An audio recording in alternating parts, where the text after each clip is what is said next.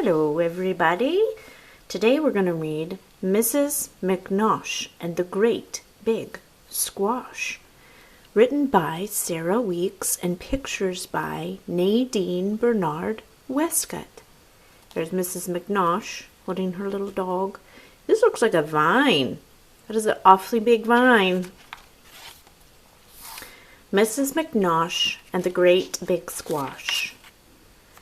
Oh, I wonder what she has in her hands. Looks like a small shovel. They call that a trowel.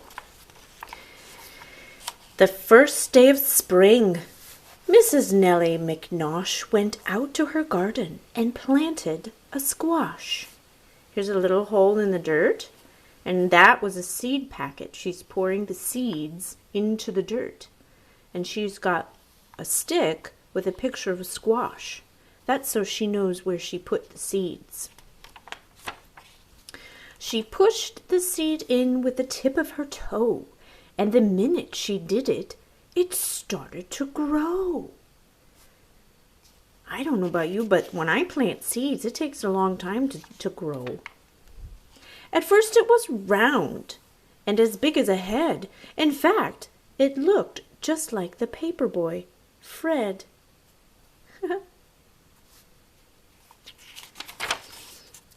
Then it turned yellow and bumpy and fat. It rolled from the garden and flattened the cat. That's a big squash. See over here, here's the vine all the way over here where the soil was. It grew out of the soil and started moving and rolling, and then it squished the cat. It knocked over trash cans and ran over toes. It twisted the sprinkler and plugged up the hose. It crashed through the clothesline and smashed through the fence. Here's the fence down here, guys. It's all smashed up, scaring the pants off two elderly gents. Oh my gosh. Oh, here's the sprinkler. It twisted the sprinkler. Poor Nellie was worried. She said, "Oh my gosh, there's got to be some way to slow down this squash." She slapped it and scolded it, pinched it and kicked it.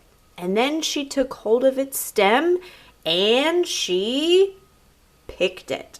See here? Looks like it snapped off because it just wasn't going to stop. There's an old gentleman without his pants. Oh dear. Now what do I do? Wondered Mrs. McNosh. I've got to find something to do with this squash. There isn't a place in the world it will fit. It's big as a house. Wait, said Nellie. That's it. And so by the light of a big yellow moon, she scooped and she scraped with a long-handled spoon. And when the sun rose, where was Mrs. McNosh? Where do you think she was? Curled up, sound asleep, with her little dog in her purple recliner chair,